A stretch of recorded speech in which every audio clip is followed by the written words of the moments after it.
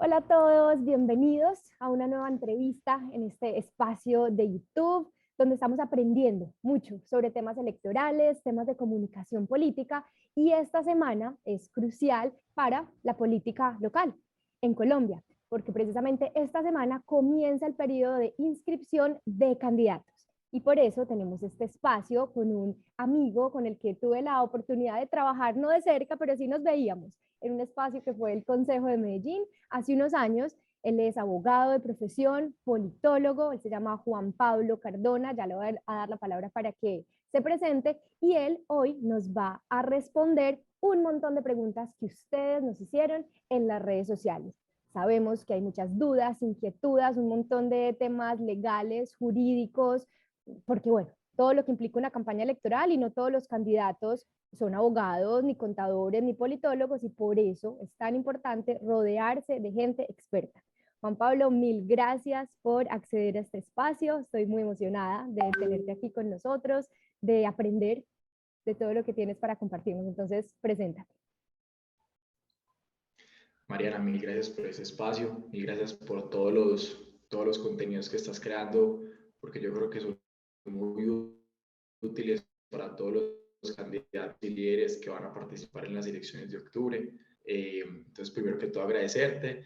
Segundo, pues entonces me presento. Yo soy Juan Pablo Cardona, politólogo y abogado de la Universidad de AFIT, de acá de la ciudad de Medellín. Llevo 3 años y medio trabajando en política electoral como asesor político y jurídico. Trabajé los 2 años y medio en el Consejo de Medellín y desde hace un año vengo trabajando en el Congreso de la República, asesorando a un representante de la Cámara por Antioquia. Y bueno, por aquí para participar y responder la mayor cantidad de dudas jurídicas que siempre todos los candidatos y candidatas tienen sobre este proceso electoral. Súper. Es fundamental que un candidato y después un gobernante tenga cerca en su equipo de trabajo un asesor jurídico y político. Háblanos un poquito como de la importancia de este rol, y también aprovechemos tus redes sociales si te quieren contactar, preguntar algo, alguna asesoría, adelante. En Twitter, que es como la red social que yo más utilizo para hablar de política, me pueden buscar como @JuanP Cardona_. Ahí me pueden hacer las preguntas que tengan. Ya pasando a tu primera pregunta, yo creo que es muy importante que una persona, un candidato, siempre tenga un asesor jurídico para que lo instruya de no de pronto ir a meter las patas antes y después de la campaña, porque como vamos a ver, pues hay como unas obligaciones jurídicas, no solamente antes, sino posteriormente a las elecciones. Y políticamente yo creo que los asesores políticos, en este caso un politólogo o un comunicador o un abogado, creo que sirve más que todo para definir las estrategias y definir cuáles son los pasos que se tienen que realizar para poder lograr ese gran objetivo que es ganar en las elecciones, ¿cierto? Porque yo me imagino que todos estamos compitiendo para ganar. Entonces, digamos, son dos roles diferentes. Un abogado tiene unos roles más específicos, mucho más puntuales, porque tiene en cuenta las normas, pero un asesor político tiene que tener, digamos, una creatividad y estar mucho más pendiente de lo que pasa en el día a día para saber cómo responder a esas coyunturas a las que constantemente están enfrentados los candidatos para, digamos, enrutarse en el proceso correcto. Es que no es simplemente pues tomárselo como a la ligera, quiero ser candidato y tengo propuestas y ya, y poner vallas, hacer publicidad en redes sociales. No. Siempre hay una normativa muy específica que hay que tener en cuenta, porque después de verdad puede haber problemas graves jurídicos. Entonces, vamos a comenzar, Juanpa. Hay un montón de preguntas, esto fue súper exitosa cuando le conté pues a la comunidad que teníamos como invitado. No vamos a profundizar demasiado en cada una de ellas, sino como a darles un brochazo de cada una. Primera Ok. pregunta que nos hacen, entonces, ¿desde cuándo y hasta cuándo hay plazo para la inscripción de candidatos? Y brevemente, ¿cómo es el proceso de inscripción? Ok, el proceso de inscripción de candidatos va del 29 de junio al 29 de julio. Es un proceso que dura un mes en el que los partidos, movimientos o grupos significativos de ciudadanos pueden inscribir sus candidatos, ya sean a corporaciones públicas o a cargos unipersonales. Es un proceso, pues, digamos, relativamente sencillo, en donde los partidos, movimientos o grupos inscriben para las corporaciones públicas una lista del 1 al 19, bueno, en el caso de Medellín, por ejemplo, los candidatos al consejo que ellos quieren y los candidatos a las alcaldías o gobernaciones que cada uno quiera, que también es un formato muy sencillo, que se llena o se presenta más bien en la registraduría municipal o departamental de la jurisdicción donde el candidato se vaya a presentar. Pueden ser listas abiertas y listas cerradas. Sí, pueden ser listas abiertas o pueden ser listas cerradas, eso dependerá pues de las dinámicas internas de cada partido, de cada movimiento, de cómo ellos creen que estratégicamente pueden lograr la mayor cantidad de curules. Esto sí, pues hablando obviamente de consejos y de asambleas. Perfecto, entonces del 29 de junio a el 29 de julio. 29 de julio, un mes exactico, ya dejan de ser precandidatos, ya vamos a conocer entonces candidaturas oficiales y ya nos contaste entonces el proceso. La siguiente pregunta, y fue una pregunta muy repetida en mis redes sociales, y es ¿cuánto tiempo se demora un partido en dar una aval? Hay como muchos precandidatos esperando este aval y tienen esta inquietud. ¿Qué les dirías? Yo creo que todo depende de las dinámicas internas de cada partido. Normalmente los partidos se pueden demorar un tiempo analizando las hojas de vida, no solamente tu recorrido político, sino tus antecedentes judiciales, por así decirlo. Entonces se revisan los antecedentes penales, fiscales y disciplinarios, no solamente para mirar si has sido o si ya cumpliste tu condena o si ya pagaste de pronto una condena fiscal, sino para también revisar digamos, éticamente, si al partido le favorece o no tener una persona que haya sido sancionado penal, fiscal o disciplinariamente. Esto dependerá de las dinámicas internas de cada partido. Normalmente eso lo hacen, en este momento ya deberían de estar los partidos definiendo específicamente cuáles serán los puestos de cada persona en la lista. Entonces seguramente se tomarán uno o dos, un par de meses, uno o un par de meses. Ok. Siguiendo el tema de las fechas, hablemos del tema de propaganda electoral en espacio público. Tengo entendido, si mi memoria no me falla, que se puede hacer a partir del 29 de julio. Sí. Publicidad en espacio público. ¿Por qué estamos viendo ya en Medellín vallas? ¿Por qué estamos viendo reuniones políticas oficiales? La gente nos pregunta, ¿quién sanciona a estos candidatos por esta ventaja? ¿O está bien, está mal? Y aclaremos las fechas. Los candidatos pueden empezar a hacer campaña política en general desde el 29 de julio. Lo que pasa ahí es que hay que mirar cada caso, ¿cierto? Por ejemplo, hay unos candidatos que ya vienen participando en la recolección de firmas para conformarse como un grupo significativo de ciudadanos. Por lo tanto, la ley les permite en ese momento hacer publicidad electoral para recoger las firmas, ¿cierto? Sin embargo, hay otros candidatos, o en este caso serían precandidatos, que utilizan vacíos en la norma y lo que hacen es que tratan de publicitarse a ellos mismos sin utilizar o sin mencionar que van a ser candidatos o que voten por ellos, ¿cierto? Porque la norma solamente te prohíbe hacer publicidad electoral por fuera de los periodos si invitas al voto, o sea, si invitas a votar, vote por mí 01 concejal. Esa es la prohibición. Entonces hay un vacío jurídico del cual muchos precandidatos se aprovechan y por tanto vemos vallas de personas que tienen aspiraciones electorales y que uno sabe que se van a lanzar, pero que realmente como no están pidiendo que voten por ellos, pues entonces lo pueden hacer legalmente. Y en este caso, ¿quién sería la entidad encargada de vigilarlos? El CNE, el Consejo Nacional Electoral.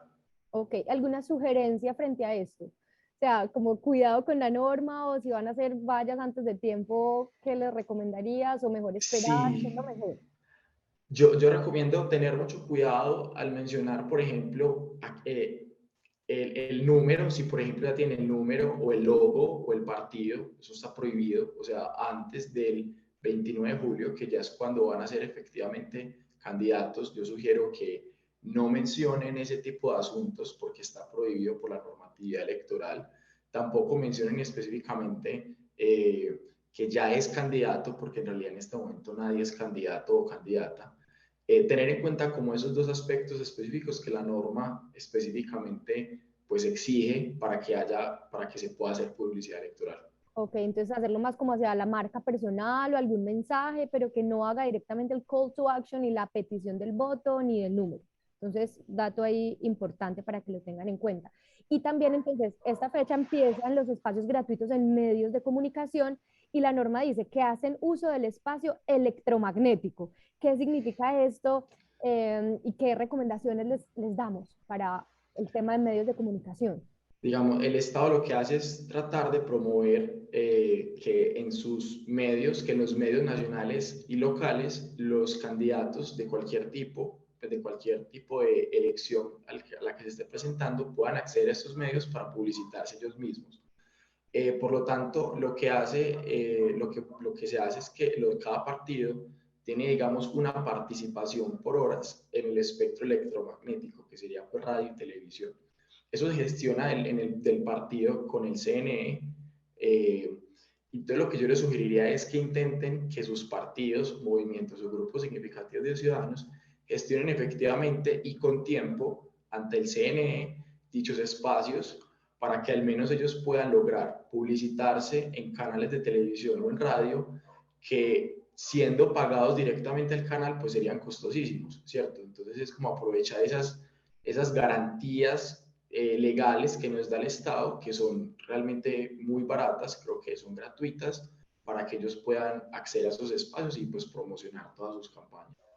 Y aquí quiero hacer como una cuña, hacemos como una pausa comerciales porque tiene que ver con este tema de medios de comunicación y te cuento a ti, Juanpa, y a quienes nos están viendo, que tenemos a disposición un curso online para que se formen en temas de discurso político, que cada vez va a ser más importante para estos espacios y les dan unos cuantos segunditos en televisión, en cualquier medio, para que sepan hablar, para que sepan llegar con un mensaje apropiado. Entonces, ahí hago la cuña, tenemos curso de discurso político ganador. Muy bien. Y en redes sociales, el tema de pauta, porque la normativa pues en redes sociales para personas naturales en general, uno puede hacer pauta todo el año sin ninguna restricción, pero en política sí hay ciertas restricciones de tiempo. Contanos, explícanos cómo funciona eso de la pauta en digital. Sí, el CNE ha considerado que la pauta en redes sociales también se considera como publicidad en redes sociales, como publicidad en medios de comunicación más Medios bien, masivos, ¿cierto? digamos. Sí, por lo tanto, se aplican los mismos términos de la publicidad electoral para la publicidad, pues la publicidad electoral como vallas, pasacalles, pendones, todo ese tipo de publicidad. Bueno, otro tema. ¿Cuándo es el último día? Nos preguntan para tener publicidad en eventos públicos. Hablemos, ya pasamos como el tema de medios de comunicación, ahora territorio. Sobre esto hay una discusión, hay unas personas que dicen que es una semana antes, yo soy de los que piensa, aún hay otras personas que dicen que es un día antes de las elecciones. Yo soy de los que piensa que no hay una prohibición expresa para no poner publicidad una semana antes. ¿Por qué lo digo? Porque hay veces los candidatos o los abogados creemos que hay unas prohibiciones, pero en realidad no la existe, pero por una mera precaución, como que dejan de hacer publicidad en eventos públicos una semana antes. Pero en realidad yo nunca he encontrado esa prohibición, ni en la jurisprudencia, ni en la ley. Entonces mi sugerencia es que lo hagan con tranquilidad hasta un día antes de las elecciones, que es el día de las elecciones. O sea, en esa fecha se puede hacer publicidad Esa, pautada. sí, Antes, no. Antes no, trabajarle al contenido orgánico sin hacer, sin llamar pues como al voto directamente, que hablando de temas digitales exacto. es como lo recomendado. Uno no tiene que llegar de una vota por mí, no. Primero te muestro quién soy, te hablo de lo programático y después pido el voto entonces en esa fecha. Bueno, nos preguntan, ¿el lema que se utiliza antes de ser candidato formal inscrito debe cambiarse? Hay muchas personas como con ese tema del lema y eso yo creo que del nombre que se va a usar, eso cambia también si van a ser candidatos a alcaldías, a consejos, por ejemplo, en un consejo, en una asamblea importa más el número. Pero si Pero van no, bueno, si alguien, por ejemplo, antes de inscribirse como candidata tenía Mariana, no sé qué, antes de ser candidata y preguntan que si ya se inscriben, tienen que cambiar eso. lo que pasa es que ese lema no se inscribe, ¿cierto? Ese lema no hace parte, digamos, de la... Cuando tú te inscribes en el formato que te entrega la registraduría no hay un lema por persona. Es más un elemento, yo lo diría extrajurídico, comunicacional, que se utiliza o que se suele acompañar del logo y del número, pues como para darle mayor impacto comunicativo a tu campaña. Pero el lema de por sí no es algo que uno tenga que registrar cuando uno se inscribe. Por lo tanto, si tienes un lema antes de la campaña, lo puedes utilizar después de la campaña. O sea, no hay Perfecto, ningún súper problema. claro.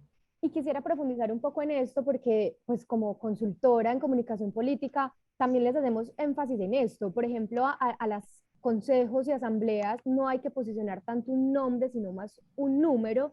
Expliquémosles esto, qué se ve en el tarjetón, en qué casos sí se posiciona un nombre, si tiene que ser, puede ser el nombre completo o un apodo.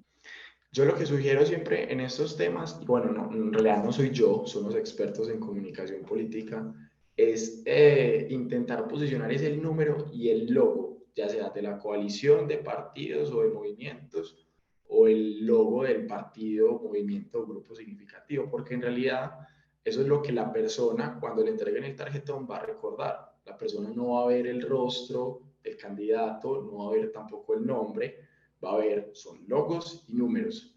Entonces, en realidad hay que insistir mucho en logo, no tal, el partido del, no sé, de la zanahoria y número 1, número 10, número 20, número 5. Eso es lo que, digamos, lo que se sugiere mucho Obsesionarse con más. eso, porque después llegan ahí, Mariana, lo máximo y qué número era, o sea, perdieron el año. Entonces, hay que Sí. posicionar nombre y número y partido para consejos y Y, asambleas, pero y hay partidos con nombres muy similares. Y ujú, eso también es un problema, ¿cierto? Entonces hay partidos que tienen nombres muy similares y colores muy similares, entonces pues, la gente se confunde y va a marcar un partido cuando realmente era el otro, entonces por eso hay que ser muy enfático y ya pues tú les sabrás decir a los candidatos en qué tiempos y de qué manera, pero hay que ser muy enfáticos en nombre, perdón, en logo y número. y para alcaldías y gobernaciones.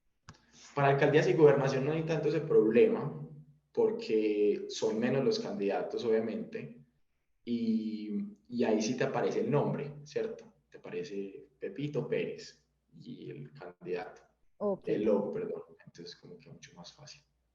perfecto.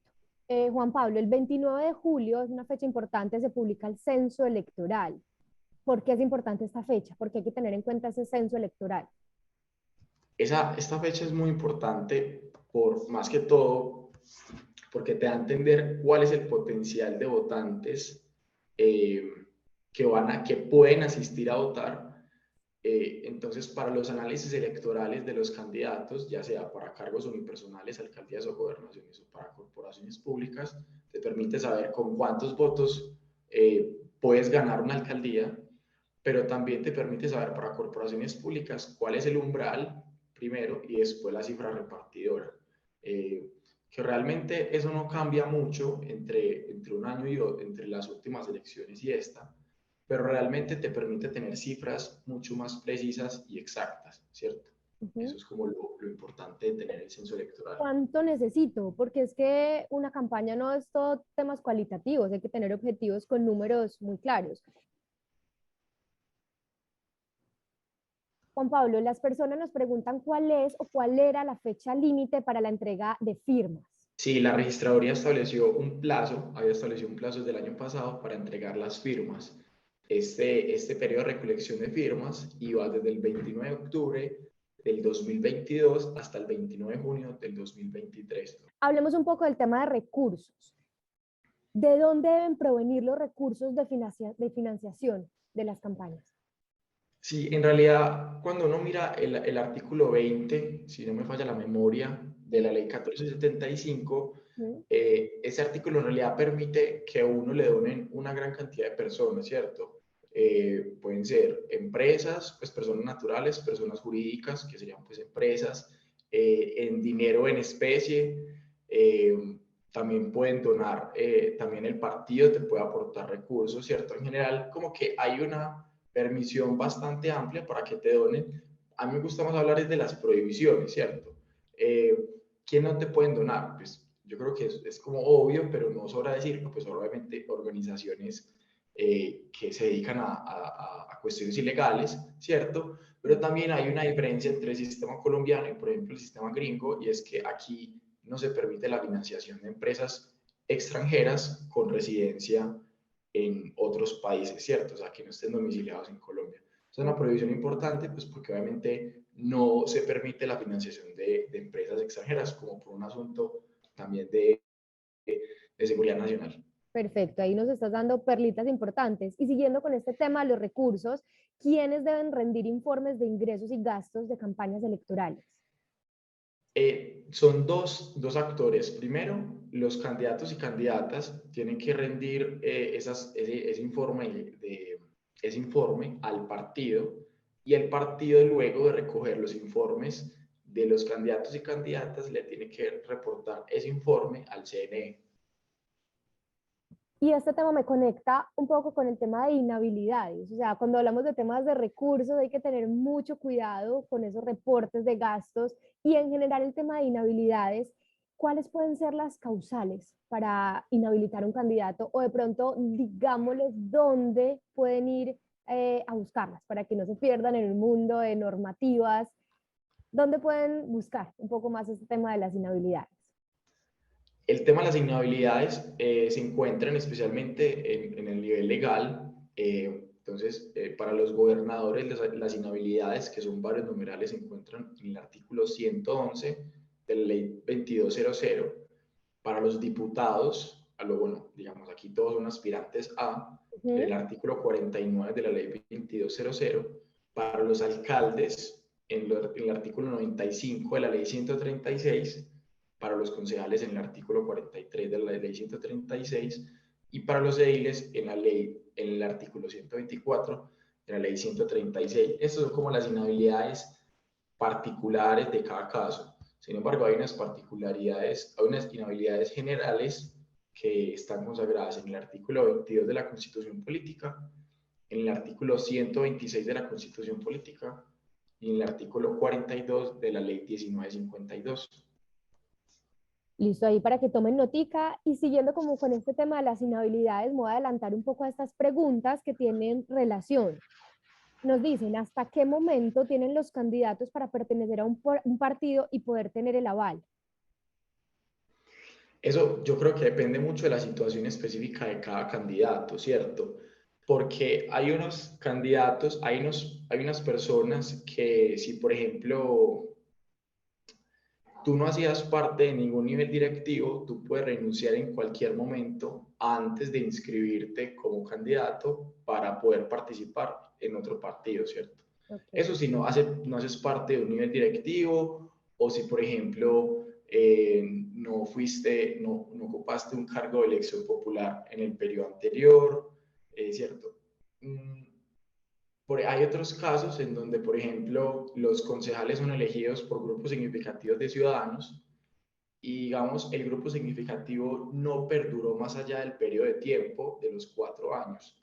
Ahí la jurisprudencia del Consejo de Estado, pues tanto a concejales como a diputados les permite aspirar por otro partido o grupo significativo de ciudadanos sin que incurran en doble militancia. Hay otros casos, digamos, esto varía mucho del caso a caso, y por eso es como tan importante no solamente revisar la norma, sino la jurisprudencia, y pues, digamos, asesorarse con un buen abogado que sepa de temas electorales, y es saber cuándo tiene que renunciar, cuando, por ejemplo, se hacen parte de partidos políticos en el periodo anterior y quieren aspirar por otro en el siguiente periodo electoral, ¿cierto? Ahí, en ese caso, la persona ya tuvo que haber renunciado un año antes un año antes, al 29 de junio del 2023. Es decir, tuvo que haber renunciado el 29 de junio del 22. 2022 al partido, ¿cierto? Todo esto como que varía mucho. Hay otras condiciones para los que son expulsados, hay otras condiciones eh, para los movimientos que sí tienen como una vocación de permanencia. Bueno, yo creo que varía pues mucho, pero creo que con ese par de datos ahí basiquitos creo que los puede guiar un poquito a ellos. Súper. Yo creo que aquí se respondió esta otra que nos hacían. Dice, puedo cambiar de partido si fui candidata al consejo hace 4 años, pero no fui electa. ahí habría que preguntarle a ella si sigue siendo parte del partido y, y si ocupó algún cargo directivo, ¿cierto? No sé si hacía parte de la dirección departamental o municipal. Creo que ahí nos haría falta como un poquito más de información, pero en principio te diría, como si no haces parte de ningún cargo directivo, eh, en el último año, pues no habría problema, puedes renunciar al partido e inscribirte por otro. Perfecto. ¿Cómo funciona la reposición de gastos de campaña? La reposición de gastos es un mecanismo que tiene el Estado para financiar las campañas políticas, y lo que se hace es que el Estado establece un precio por cada voto, y luego de que tú ganas tus elecciones, te pagan ese voto al precio establecido, ¿cierto? Teniendo en cuenta cuánto gastaste. Es decir, si yo saqué 5.000 votos y los 5.000 votos dan 20 millones, pero mi campaña valió 10 millones, el CNE solamente me va a reponer 10 millones, ¿cierto? Eso sí, si ganaste. Si no ganaste, el Estado no te repone votos. Ok.